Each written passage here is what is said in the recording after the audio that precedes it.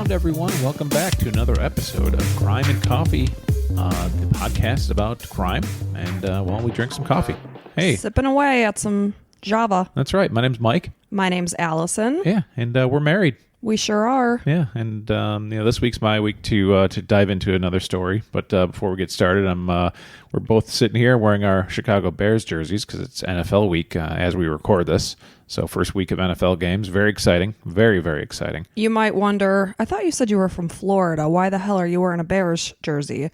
But we are from Chicago, born and raised, moved down here in 2004? Yeah, I just tell people 15 years ago, and I've been saying that for like 5 years. It's 17 now. Yeah, I just keep on saying it. So like 2 years before that, I said 15. And so in 15 years, will it still be 15? I think once I make the flip to 25 or something, maybe 22. I don't know. We were 25 years old when we moved here from Chicago? Pretty young and silly and fun. We were young and in love. We saw a picture of us yesterday from 1997 on our university campus, NIU Huskies, and we looked like babies. You had a hell of a lot more hair. Yeah, on the top of my head, and less on my chin and chins.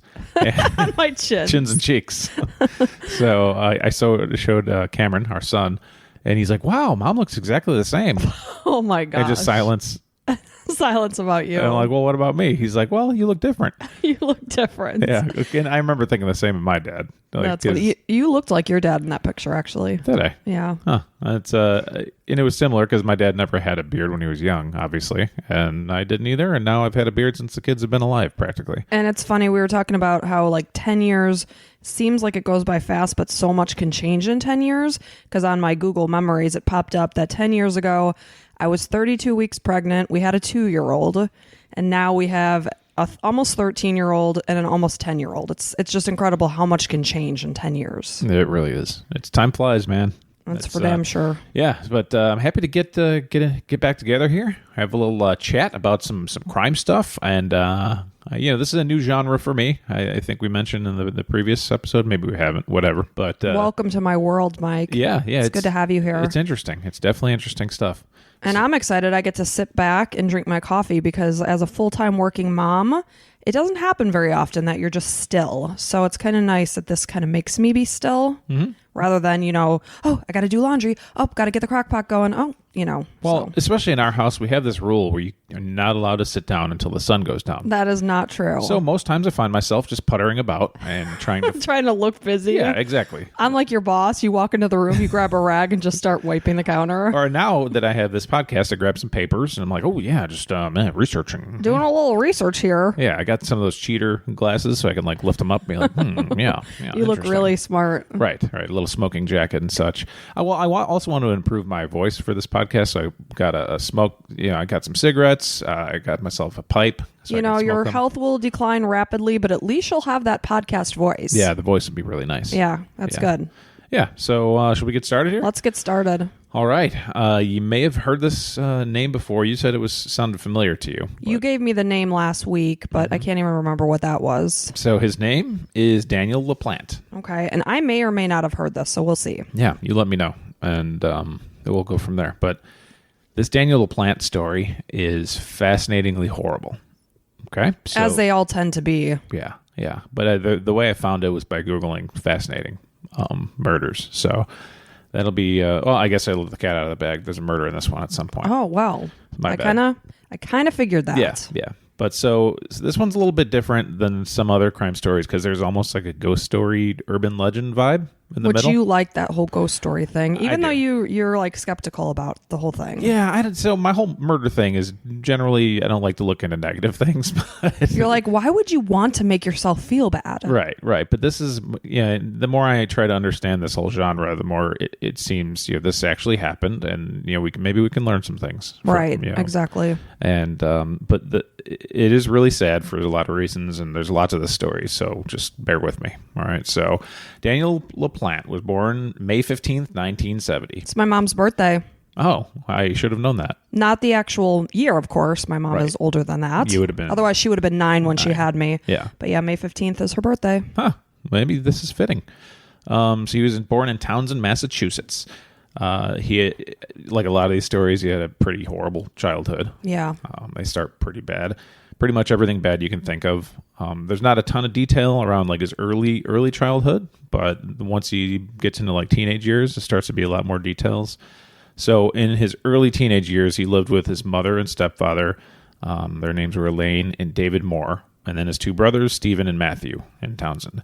So there is a lot of evidence supporting that messed up childhood. So I'll kind of dive into that real quick here. So one, he was dyslexic, which made school really hard for him. He didn't do very well in school. He didn't get any kind of professional help with his dyslexia. Well, I think back then probably it wasn't very well understood. They probably just thought you had a learning disability and just threw you in the corner of the room to like get you out of the way and then let it go. Well, you can say that for like the 1920s, but this is like 1980 but something. Still, back then, they didn't have very many advancements and stuff like that, I guess. Right.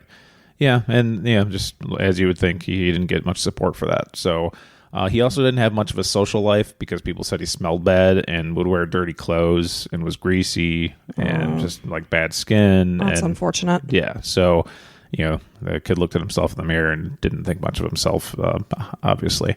So there was lots of this is I found this funny.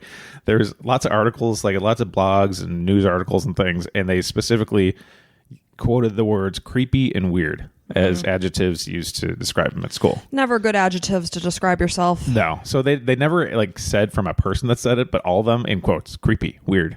Interesting. Like, yeah. So somebody who knew him must have said those words.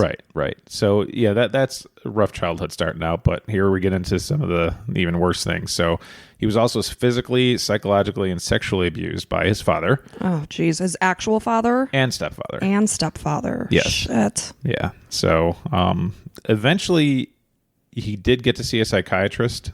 I don't know where the psychiatrist came in, but he started to go see one. And instead of treating him for some of the dyslexia, they diagnosed him with hyperactivity disorder. This was still in his early teen years. But after he was diagnosed with hyperactivity disorder, the psychiatrist also sexually abused him. No, I was waiting for you to say that. Yeah, for about a year. What the F? Yeah. This poor kid. Yeah. Well, it's a lot of times in these situations, that's what happens, and it's sad.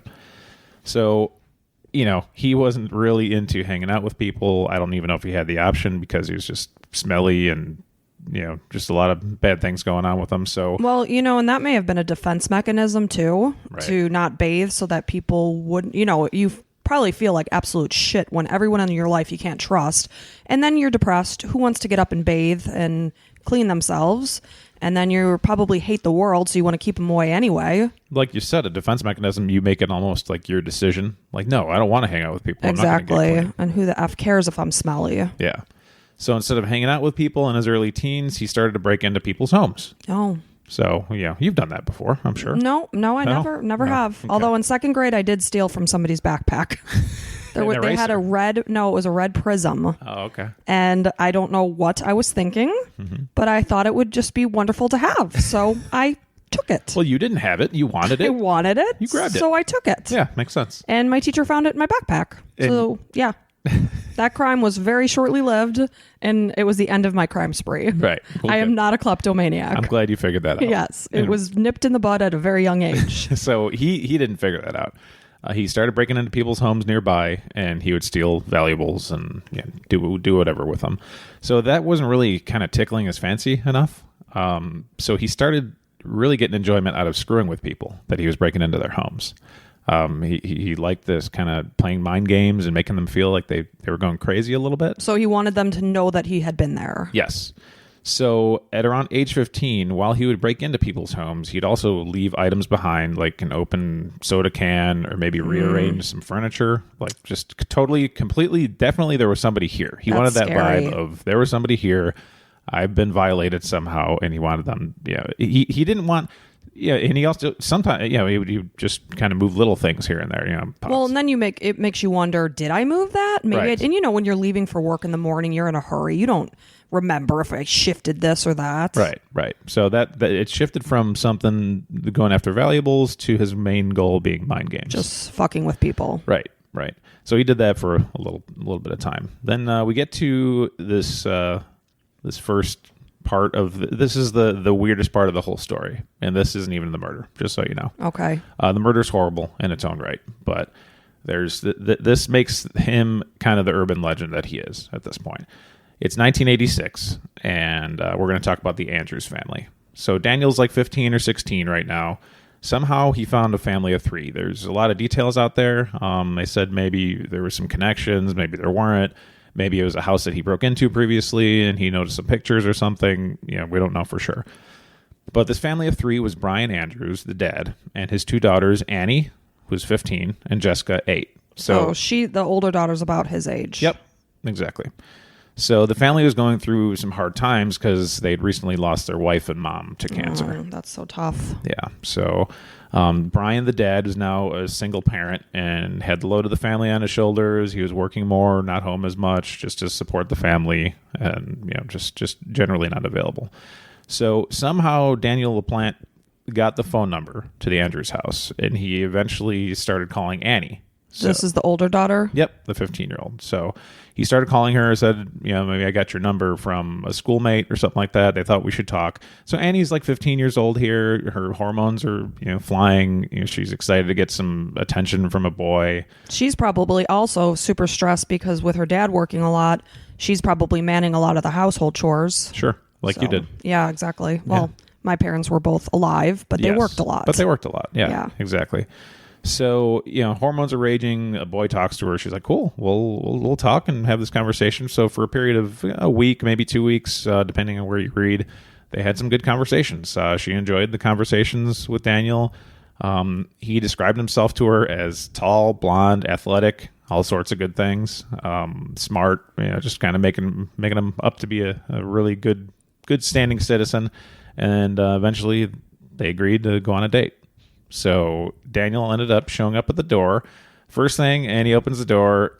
You noticed he was none of the things that he said. He was greasy, dark-haired, full of acne. And oh, geez. Obviously he probably put a description out there that what he wanted to look like and wished he looked like. Mm-hmm.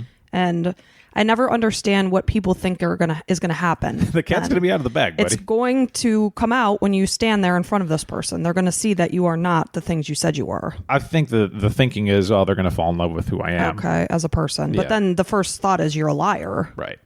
Yeah. Well, people that do that in the first place probably don't think these things through too much, I would guess. So he shows up to pick her up. Poor girl was probably like, how the hell do I get out of this? Yeah. Well, yeah, I'm sure, right away. And according to one blog, they went to a local fair. So after about an hour together, Annie decided she didn't want to see Daniel anymore. Yeah. So something happened there that made her think that, in addition to all the lying and stuff. So I guess what happened, Annie's mom came up in conversation, as they were talking about their families and stuff. And it ignited this like insane curiosity and almost an obsession with Daniel. That she had passed away? He wanted to know more about like her death and her suffering. Oh, Jesus. And like really, really detailed, like, how did you feel exactly the moment she died? And how much did she suffer? Like, what happened to her? Like, those kind of questions. Like, it was almost like, dude, just this is a horrible part of my life. This poor girl lost her mother. She doesn't want to talk about the suffering that her mother just went through. Yeah, exactly. So, or maybe she does, if it's a traumatic thing she went through, but dude, she just met you. Yep. Or I guess you talked on the phone, but still. Yep. So at that moment, she's like, no, we're done here, and left him. And she decided, I'm done with this guy. Unfortunately, they were not done. He wasn't done. Right. He wasn't done. She was like, yeah, I'm writing him off. Never going to see him again. A few days later after the date, Annie and her 8-year-old sister, Jessica, decided they want to try to contact their mom. And so they decided to do like a seance in the basement. So they go down to the basement and, they don't have no idea what they're doing. I mean, I don't know if there's a professional seance person or whatever, but they light some candles, and it was really more of like a sisterly bonding thing. Just, right. They were missing their mom, and they make them feel closer to her. Exactly. So they go down to the basement, they lit some candles, they held hands, they sang some songs, and, whatever a 15 and 8-year-old do for a seance. Nothing really happened, and there was not eventful. So they went back to their rooms and eventually settled down for the evening. Fell asleep. Then a little bit later, they woke up to like a rhythmic knocking. Oh my gosh. Okay, and knocking, tapping. So as they woke up, they were really excited. They were like, "Oh man, the seance worked! Like this is mom trying to talk to us." Like, wow. you know, they both woke up and they're excited. So they were trying to talk to their mother. They'd ask the spirit questions and it would reply with knocks. Oh my gosh, this is really... Yeah. So they're like, "Oh my God, it's mom!" Like, how excited would you be? Oh, these girls. Right. So, you know, then they started talking and whatever. Yeah. And whatever. So this whole thing would go on for a few nights in a row. Wow. And eventually it started to become like bothersome and annoying, and it started affecting their sleep. And it was really bad. They couldn't get any sleep because of it, because they would just be waiting for it and it would happen, and so on and so forth. Were they getting scared at all? It didn't say. You know, I tried to look for some of that. There was a lot of questions like, did they tell their dad? Did they, you know, Yeah. at this point, no. So Yeah. all intents, all the stories, point to not really. Okay. Okay. So, also right around that point, they started noticing things that they left on the table one day would be thrown on the floor. Or like furniture was moved. Right. So here we go, back to Daniel LaPlante. You know, it's hard too when you live with other people, because there's always that wonder, did somebody else move it? Yeah. Like, yeah. I never come back to the house and it looks the same as when I walked out. Sure, you just assume one of your kids did it. Because I live with 3 other animals. Yeah. You and the 2 children. We are animals, let me tell you. No doubt about it. You hold a good house. But yeah, you think your sister did it or dad, and then Right. sure, they talk to each other and they're like, "No, I didn't move anything. No." And then especially if it starts happening in your own room. Right. And you're like, I know I didn't put that there. Yep. So there's also some reports, depending on where you read, that they leave food in the kitchen, and then like minutes later, it would be gone. Oh my gosh, that's freaky as shit. Yeah, yeah. So eventually they did go to their dad and talked about everything, and he just thought, you know, they're making it up. A lot of it's coming from stress of losing their mother. They're just Right. trying to make up for it somehow. They're coming together, chalking it up to, okay, they're just really stressed out and Or they forgot. right, whatever it might be. He's like, okay, they want some attention, whatever it is. But one evening in January of 1987, things got ramped up a little bit.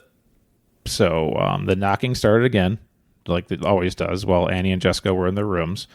The tapping and knocking were so common, they learned to live with it. So even though it was making them insane, it was just something part of their nights. Right. That they knew would happen, and it just made them feel crazy. But this particular evening, the sounds were coming from the basement. Oh my God, that scares me so much. Yeah. So normally they'd be coming from inside the walls. Now it's from the basement. So this is where the story starts to take like a urban legend, like kind of this is where it kind of comes from, like a book almost, like those scary stories to tell in the dark or something like that. Well, and everyone's afraid of their friggin' basement. Of course. You know, luckily here in Florida, we don't have basements, so that eliminates that scary part of the house. But I remember growing up in Illinois, and I was always afraid of my basement. Yeah. Well, yeah. I always remember thinking, running up from the basement when the lights are off and thinking somebody was following you from behind. Yeah, and we used to have like you could see through the stairs. Mm-hmm. So I was always convinced a hand was going to grab my ankle. Yeah.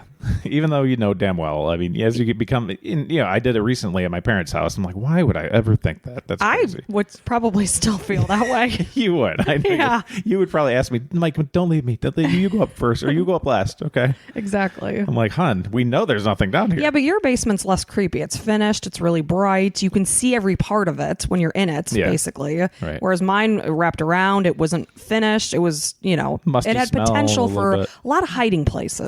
For sure. So anyways, they heard this noise from the basement, and they wanted to check it out. This is the movie where it's like, why would you go to the noise? Yeah, curiosity. Yeah, so the girls grabbed a knife from the kitchen, and they headed to the basement. Oh, these poor little girls. When they get there, they found a message in blood red on the basement shit. that said, "I'm in your room.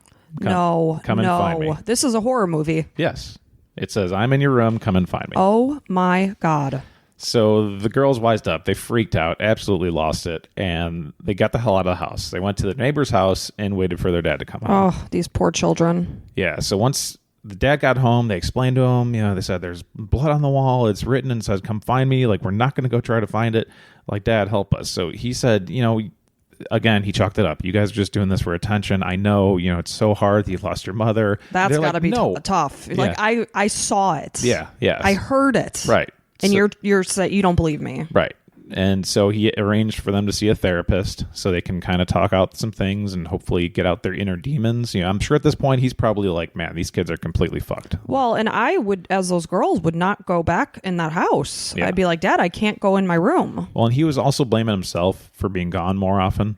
He wished he could be there a little bit more for them and support them, I guess. Yeah, of course. You feel guilty. He did say that he felt bad being gone so much. So, he whatever. He's like, But all right. regardless, they went back into the house. Yes. Well, so yeah, they went back in the house and he cleaned everything up. Everything's fine. So. Okay, but he saw the message on the wall or whatever it was? Yes, he figured the girls did it. Oh, shit. Yeah. So everything's done. 2 weeks later, something happens again. The girls come home, were home alone, and they heard the knocking again. Oh, man. This time from Annie's bedroom. Oh, Annie is the Little the littler one. Okay. I think Annie's the older one and Jessica's the younger you're one. Right. Yep, you're right.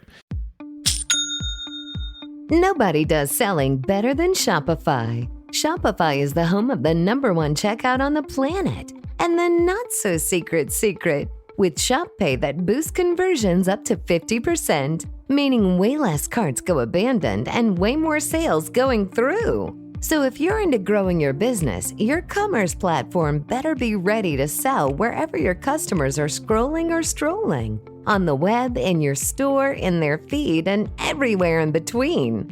Businesses that sell more, sell on Shopify. Upgrade your business and get the same checkout that Skims uses. Sign up for your $1 per month trial period for 3 months at shopify.com/Westwood1, all lowercase. Go to shopify.com/Westwood1 to upgrade your selling today. Shopify.com/Westwood1. The secret is out. With millions of younger-looking customers across the country, Plexiderm is one of the most highly sought-after products on the market. It visibly shrinks under-eye bags and smooths out crow's feet in minutes, and the effects last up to 10 hours. Influencers love it, magazines feature it, and people just can't get enough of it. As a matter of fact, Elle Magazine gave it an Editor's Choice Award as Best Instant Wrinkle Filler for 2025. In as little as 10 minutes, Plexiderm reduces the appearance of fine lines, wrinkles, and those dreaded under-eye bags. So yes, you can look years younger in minutes, and the effects last for hours. No surgery, no gimmicks, just results. The best news, you can try Plexiderm for only $14.95. Plus, get free shipping. Don't wait. Order Plexiderm today. Visit plexiderm.com/special. That's plexiderm.com/special. Paid for by Sheer Science. So Annie's the older one, the 15-year-old. So they went to check it out and found a message written in blood red saying, "I'm back. Find me if you can." Hell no. Yeah. So, I'm not playing hide and seek with you, motherfucker. Right. They're like, fuck this. And they 86 out of there. So they went to the neighbor's house again. Girls freaked out, waited for Dad.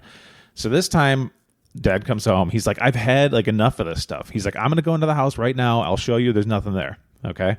So he marches into the house, proved nothing there, and he notices furniture is completely moved all over. Thank goodness, because unless he thinks the girls did it. You know what? I had the feeling that it was so much that he thought they couldn't. Okay, because that would be a relief to me that, okay, finally he's seeing things that he even believes now. Yeah. So, and then he went into Annie's room.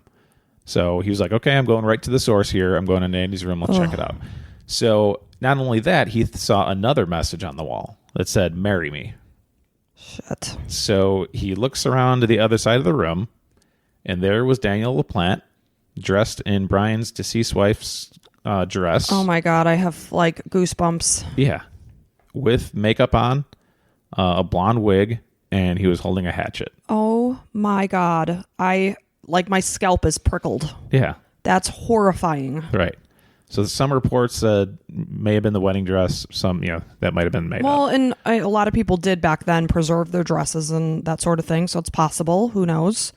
But man alive. For sure, he's had makeup on, a dress, a blonde wig with a hatchet in his hand. Well, now Dad has to believe the story. Yep. So right away, Dad lunges at him. They fight for a bit. Holy crap. And somehow Daniel was able to escape. The dad said it was so confusing how he was there 1 second and gone the next. Wow. Like, So he obviously had a quick escape. right. So I'm sure it was probably dark, and he just lost him, and he's a little guy, little smelly little guy, and just gone. Like, gone there 1 second, gone the next in a flash.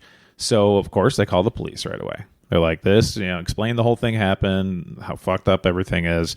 The police found out that the messages were written in ketchup. Okay. So, that's a little saving grace, but at the same time, there's a complete psycho. Oh, I don't care what the hell it was written in. It's not changing the way I feel about anything. Yep. And then in one of the cabinets built into the walls of Annie's bedroom, an officer found a hidden crawl space. That's absolutely awful. So that's how he got away so fast. Okay. So he had an escape route right there. Yep. So the officer opened the hatch. He found Daniel LaPlante curled up inside. So they removed him. Oh, so he was still there. He was in the house. Wow. Yep. He didn't, I thought maybe he had like a exit strategy. Right. Nope. He was Little curled up, fucker. sitting there. Removed him. So that they got him, arrested him, took him away. Then they decided, well, let's look into everything we can, try to find some evidence. So the cops did a more thorough, detailed search of the house and try to find what they could find. They found out that Daniel LaPlante had been living inside the walls of their home. Jesus Christ. Yeah, this is horror story 101. This is exactly like the calls coming from inside the house. My gosh. And that's a movie. My mother loved showing me scary movies, not to torment me, but she loved them. Right. And she wanted me to watch with her. So course. as a What were kid. you, 4 years old? 5? No, I was probably like 5. No, maybe 7. Yeah. And there was the one that it was a girl babysitting, and the calls were coming from in the house, and the house resembled my house growing up. And it was the room my sister was in. It was a room at the top of the stairs. What's nice about that, you can picture your own house in the horror Yes. movies. Yeah. So from there on out, I was afraid of that room at the top of the stairs. Naturally. Even when I was 17 years old, I was still afraid. So I think about that when Reese wants to watch, our 9-year-old daughter wants to watch scary movies. I'm like, I don't think that's a good idea. You're like, I was tormented by It so. affected me. Yeah. you enjoyed yourself, though. You had a good Oh, bonding yeah. time I with mean, your they're mom. fun to watch, Sure. but they Yeah. stick with you. Well, and they also said from the story, there were a couple, people stole the ideas and put them into movies and stuff. Man, that's awful. So they found a passageway where LaPlante had been tunneling around other areas of the house. So it was kind of like a little rat, like walking all around the walls and the crawl spaces of the house. Obviously, I don't know how the build of a house works, and I would imagine there's like a teeny tiny space in between the walls, so I Yes. don't know how that works. I don't know. But he was in there. And not only that, they found a bunch of little peepholes. What a fucking creep. So he could watch Annie in every room wherever she was in. This poor girl. Can you imagine the revelation when you find this out that everything you did and said was being watched? Yeah. And your house is your safe space. Well, I mean, something as simple, everybody's getting their cars broken into now as they sit out in the driveway. Right. And how violated do you feel from that? Well, somebody was in your space. Right. But there's something different about a house. Oh, absolutely. Your house is where no matter how shitty you of a day you had at work or whatever, you get to come home and be in your sanctuary, safe space. And that's taken away from you because some disgusting person violated that from you. Exactly. And these girls are dealing with the loss of their mother. And now this girl's got to think about this dude, watching her forever. Changing. Just thinking of anything you did. Yeah. And girls at that time too are exploring their own sexuality. Yeah. So you think about what you did and what he saw. Right. And all the knocks you heard, you knew now were from him. Yep. And conversations they had with your girlfriends and whatever it is. So obviously he saw that seance then, Oh, yeah. which made him, I'm going to knock so that Yep. they think it's their mother, you fucking asshole. Yep. So, I tried to find out what was he going to do. They never found out what his intentions were for that night, but you can imagine that he was probably going to kill someone. Well, he had a hatchet. Right. Maybe if she said no, he would kill her. Yeah. Marry me. Okay, you're in a blonde wig. You have makeup on and my mom's dress on. I'm 15. Oh, yes, Danny. Let's do this. Yeah. It was disgusting. So Obviously, his mind was not on straight. yep. So that happened. That ended. And that was at this point. Let's see. He ended up going to a juvenile facility, juvie. They booked him there. He ended up getting out around October, so spent almost a year Okay. in juvenile hall. It's 87, so he's 17 years old. As soon as he got out, went right back to burglary. And I wonder too, like, what kind of psychological help did he get? I don't know. Probably none. But that's the thing, is like, what goes on in someone's mind that they're living in the walls of somebody's home? Like, clearly this person is a threat. I'm sure it's multiple personality. Like, this guy, whatever, has to just be off the rails. Every worst nightmare coming true. And like, you can't just lock him up, but he shouldn't be in the public. He's super capable of things. Right. It's always the next step. Like, when's he going to take that next step? And he's 17, and what's going to happen when he's 25, Puberty's hard enough on regular people. I don't know. Just, people that don't have mental disorders. Right. But something like this, it's this is just red flag. Right. Times a million. Yep. So he started burglarizing houses again in the neighborhood. In one burglary in November, he ended up stealing a couple guns from a neighbor's house. Okay. This is the big part of the end. This is where the murder happens. December 1st, 1987. LaPlante broke into the Gustafson home, about a half mile from where he lived, through the woods. He can get there from his mom's house to this house through the woods. The Gustafsons were a family of 4, soon to be 5. There's a pregnant mother, Priscilla, 33 years old, and 2 children, Abigail, 8 years old, and William, 5 years old. Their father and husband, Andrew, he was at work when LaPlante broke in. So that day, Daniel LaPlante raped and murdered Priscilla. Oh, my God. And obviously murdered her unborn child. So that escalated, like, dramatically, because had he previously raped or touched anybody? Not to any reports or knowledge. Okay. So he shot her in the head twice. Oh, my God. And she's pregnant. Yep. Point blank through a pillow to muffle the sound. I think she was in her bed. He raped her, and they found his semen on the bed and everything, and horrible, beat her, raped her. Poor baby. Shot her. Yeah.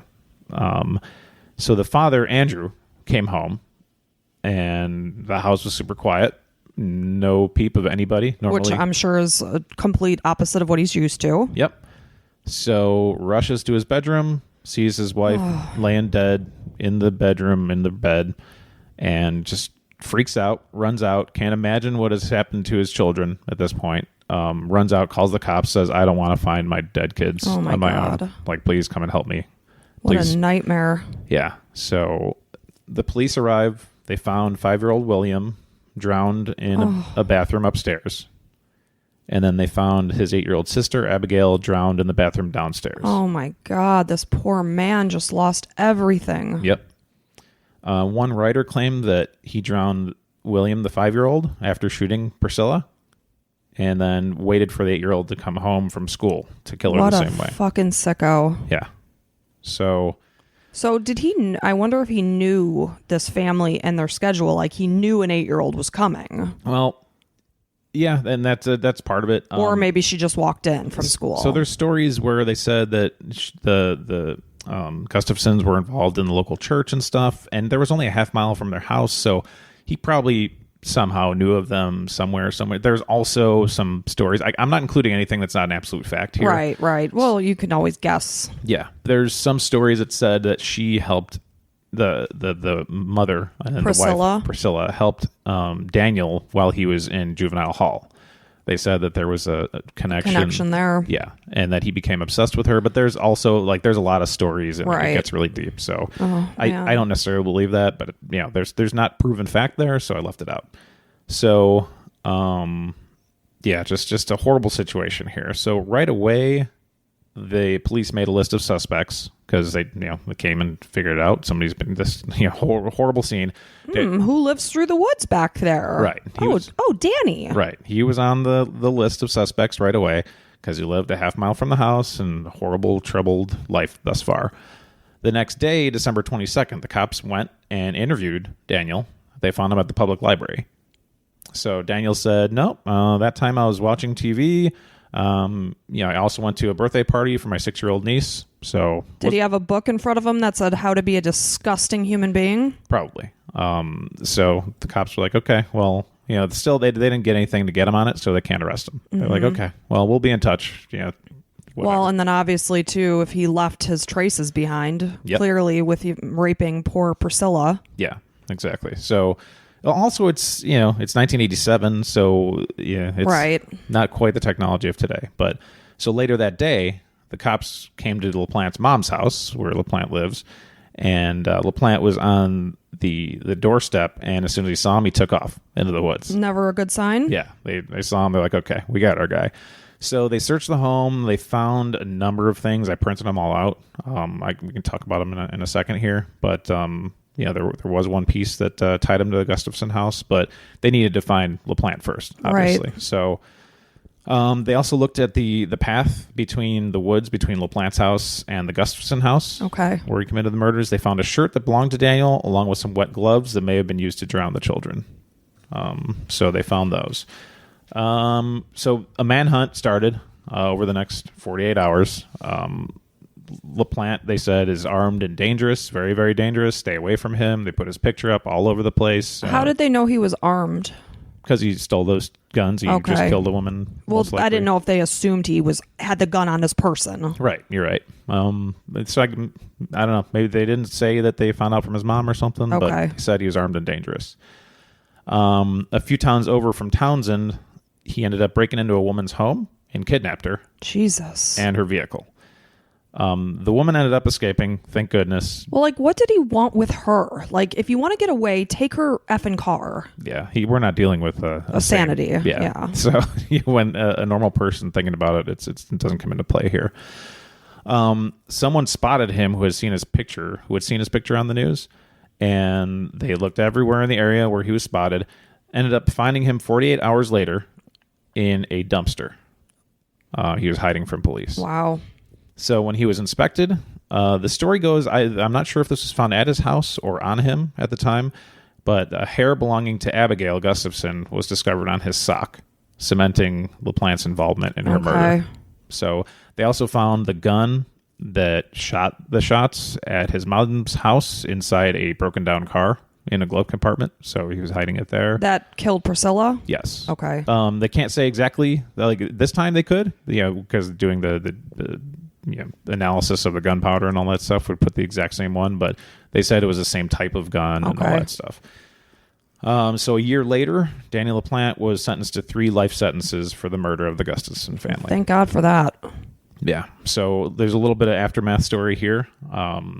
So he started going insane, and he never showed any remorse for his actions at all. Like they said during court, they actually have a picture. He's kind of smirking a little bit. Oh, gosh. The whole time just sitting there, just kind of smirking and sickening. That's sick. Never saying, I'm so sorry, and anything like that.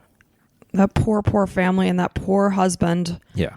And it happened not that it matters, but right before Christmas. Can you imagine that man probably never would want to celebrate Christmas again? Everything he loved was taken away from him in one day. It was December. There was a report that said it was decorated for Christmas. I'm sure it was, because you said it was right around December 20th something. December 1st. Okay. Yeah. But when you have kids, you're the holidays are so magical. You decorate. It's you want to make it special. Instantly, yeah. Oh my gosh, what an awful thing. Yep. So they're saying he's suffering from multiple personality disorders. He's broken beyond repair. So from the years of 1988 to 2014, wow, a long time, he had attempted to sue the court multiple times over a violation of his rights. He said he became a Satanist or a Wiccan, depending on what you read. They said he wasn't allowed to get dragon's blood and things to study his... Why wouldn't they give him the dragon's blood? Come on. That's what I was wondering. I mean, you give a... I keep some. You give a Christian a Bible, you got to give a Wiccan dragon's blood. I've got some in my drawer. Yeah, just in case. Bubble, toil, and trouble. That's right. You got to make a little potion. So practicing Satanist. So he claimed... so finally in 2017... So not very long ago. No. He was just it seemed like he finally came to terms with everything, somehow, some way. Came to terms as in accepted that what he did was wrong. Horrific? Correct. So finally. Wow, welcome, Daniel. Yep. So he made a statement. I want to read it. Oh, wow. Okay. I do not have the words to fully express my profound sorrow. but I'm truly sorry for the harm I've caused. From the very essence of who I am, from the depth of my soul, I am sorry. So, finally, first time ever, apologizing or showing any kind of remorse. Which is interesting because it's how many from 87 to 2017. Like, Right. what light bulb just happened to click on that said, I did something wrong? Right. I would imagine this piece of shit's just reading about how to get your freedom. Okay, well, little too late there, Daniel. And yeah, a lot of the times that was part of what they looked for to see if he was eligible for some Parole or something? whatever it is. Yeah, just early dismissal to see if there But was. if you have 3 life sentences, I don't know how that works. yeah, I don't know either. But Our judicial system. sorry, Daniel, is- you need to stay the fuck in prison. Right, exactly. This guy shouldn't be in the general public. So, yeah, he must have read about it, and that was it. But yeah, so he's in there for life. He's never coming out. But that's the one time he expressed any kind of sorrow of what he did. Yep. And last thing here, so Andrew Gustafson, Yes. the dad, he passed away in 2014. Oh. So he wasn't there to hear about the killer. Which really would it have mattered if he heard that? More about that he was never getting out. Okay. Well, didn't he know though he had 3 life sentences? That was his last chance. I guess there's Okay. certain. I've never been to prison, thankfully, so I But don't the know. book was now closed Yes. and it was done. That was his last and final chance to get out, which is probably why he threw that Hail Mary up there. Yeah. And it didn't let him out. So, but on Gustafson's deathbed, he was quoted as saying, "Don't ever let him out. He should rot in prison." I agree. And I wonder what his life went on to look like. Oh, absolutely terrible. But I just hope that, I don't know how old Mr. Gustafson was. Obviously, probably like low 30s like his wife was. But I hope that he was able to maybe meet somebody else and be happy as much as you can. But, just a fucking nightmare. Yeah. Yeah. But I'm very thankful to hear that this poor family, not thankful that this poor family had to deal with what they dealt with, but that they got him before he could wreak havoc on other families. Yeah. This level of fucked up could have gone on. Oh my God. You hear about these people that go on for years and years and years and have a death rate of whatever. But in the fact too, that the other family ended up, as much as they were tormented and screwed with, at least nobody was hurt in that instance with Jessica and Annie. Right. Still mentally, they're going to have to deal with this crap Yeah. forever. They're going to go to their therapists in their 40s and 50s, which they are now, and, Right. and be like, oh, this is why I'm screwed up. Well, and imagine too, these girls are now probably around our age, their mothers potentially. You're sitting in your home in the evening. You hear a little hear something and settling in the house. you're freaked out. Yeah. I would never want you to go on business trips ever if that was the case. It's PTSD. Yeah. It was just, like soldiers hear fireworks and they get chills. It's like any sound in the house.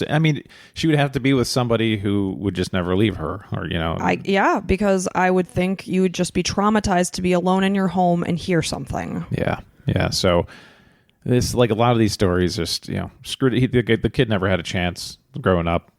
But there's a lot of people that, have very, Dire very situations. dire, horrible situations. And, it's the one thing of where you feel sorry for them as a child, but not as the person who did these monstrous things. No. But obviously I feel sorry for the child that was sexually abused by his father, his stepfather, his fucking psychiatrist who was supposed to help him. Right. He gets there finally like, oh, good, I get some help. Somebody's going to be on my side. Nope. He's going to do the same thing that these other pieces of shit did to me. Yeah. But what I do wonder is what his mom's role was in his life. Yeah, I did Google his mom, and there's not much, if anything. So there's definitely more to the story.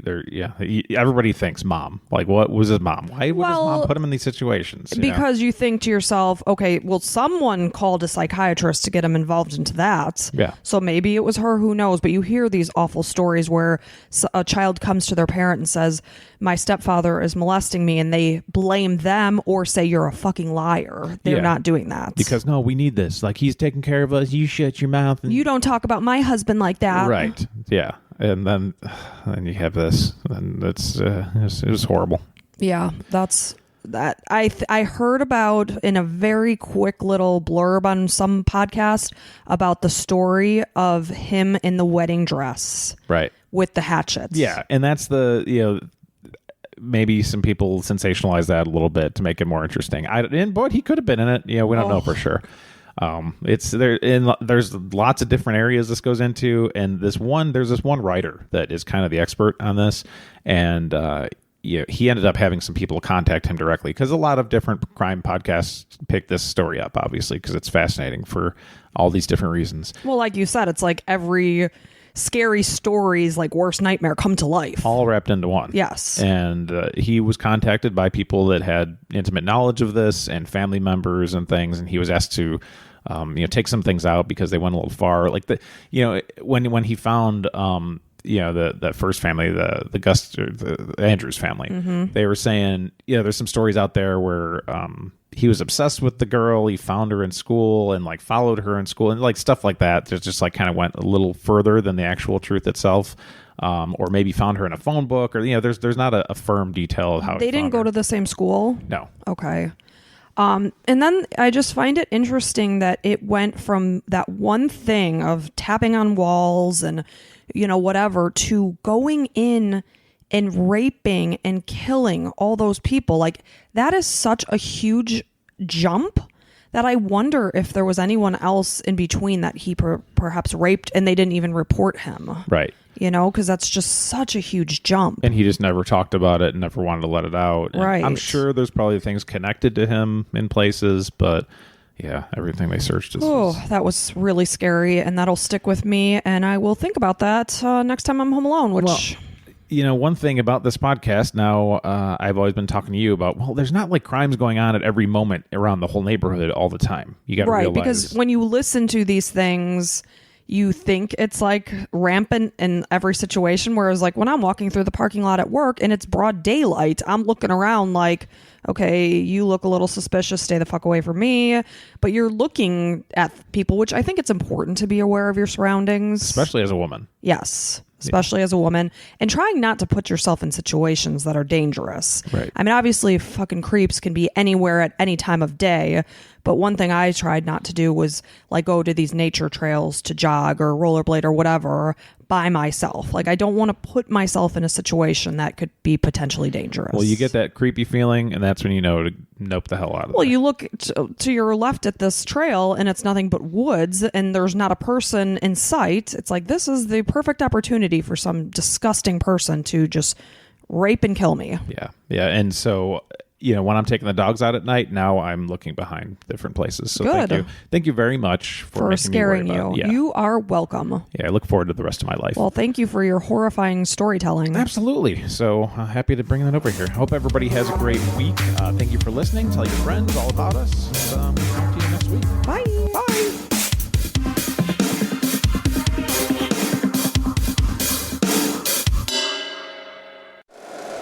If you like the show, please take a moment to rate, review, and subscribe. It really does help the show to grow. Thank you for listening.